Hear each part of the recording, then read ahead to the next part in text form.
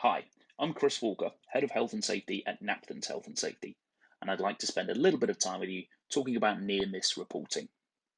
Now, as a health and safety practitioner for many years across a variety of industry sectors, one or two recurring themes in the failures of management of health and safety in workplaces are clearly evident, whatever the industry or the type of work being carried out. You won't be surprised to hear that, as a health and safety practitioner, I've been involved in the investigation, reporting, and management of many workplace accidents and incidents, the results of which have ranged from minor cuts and bruises to major life changing injuries. Common across many of the incidents and accidents that I've investigated over time is the identification along the way of missed opportunities to have prevented its occurrence entirely. On so many occasions, a report of an unsafe situation on site, on any one of the countless times it's been observed or encountered prior to the accident, would have actually presented an opportunity to prevent an injury entirely. On so many occasions, witnesses, colleagues, and others involved in any accident or incident are forthcoming with statements such as these: "It's always been like that. I'm surprised no one has tripped over it before." Or, "I slipped on that last week, but I was fine. I didn't get hurt." Or, "She's the fifth person to fall down that step this year." And perhaps worst of all, in my opinion, we've always thought that that's an accident waiting to happen. Now, in my view, there aren't accidents waiting to happen. There are just hazards and risks waiting to be observed, reported, and controlled. Every time we encounter a hazard or experience an unsafe situation, not doing something about it is just as bad as deliberately causing it in the first place. To ensure that we do everything we can to protect the health and safety of everyone connected with our activities, active encouragement of the reporting of all incidents and effective handling of the actions needed to put things right are essential. You may well be familiar with the term near miss. You might have heard it called a near hit. You might have heard it called something else entirely.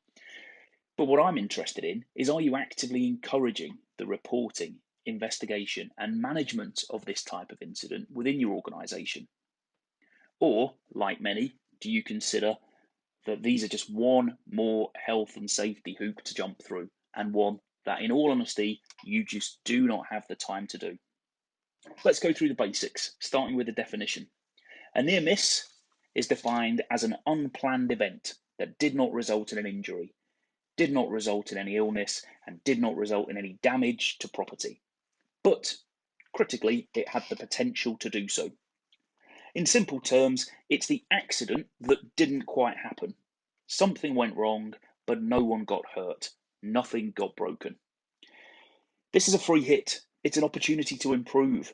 Something has gone wrong, which in any organisation is far from ideal, but no one got hurt. We have an opportunity to act in the interest of preventing a similar occurrence. Who knows what the outcome of this incident might be if it were to occur again? Of course, in the immediate short term, after a near miss incident, the easiest, certainly the quickest thing to do is absolutely nothing at all. And of course, if we do nothing, we don't report the near miss, we don't investigate the near miss, the incident might never happen again. We could just leave the health, safety, and ultimately the lives of our employees and service users to chance. Now, in my view, this is clearly a chance we cannot take. But why can't we take the chance, I hear you ask? Well, first up, as employers and businesses, we have a legal duty to protect the health and safety of everyone affected by our own work activities. Turning a blind eye to near misses and ignoring the opportunity to prevent accidents in the future doesn't really indicate a commitment to meet this duty. There are specific duties within the RIDDOR, reporting of injuries, diseases, and dangerous occurrences regulations, which require the notification of certain types of high potential for harm incidents, which may, in the first instance, present themselves as near misses to you, and many of these actually require reporting to the health and safety executive as dangerous occurrences. It really genuinely may not feel like you have the time for a near miss report. You may not have the time to make it. You may not have the time to tell someone about it. You may not have the time to fill in the paperwork. It might not feel as an employer, a manager, or a business owner that you have the time to investigate or act on the findings of a near miss. But trust me, it is an investment in the future. Investigating accidents and having injured colleagues out of the business for a period of time is far more costly and time-consuming exercise. We can use near misses to avoid these instances and save time in the long term. There are a few key fundamental elements of a near miss reporting process. I'm just going to give you a quick highlight on these now. First up, critical, train your staff in the near miss reporting procedure. Provide them the tools they need to report, including identifying the relevant report forms and how to fill them in, and making sure that such relevant report forms are always available to staff to use. Secondly, we need to encourage the use of near miss reporting. So firstly, as leaders within an organisation, set an example by reporting them ourselves. Don't use near miss reports as a stick to beat employees with.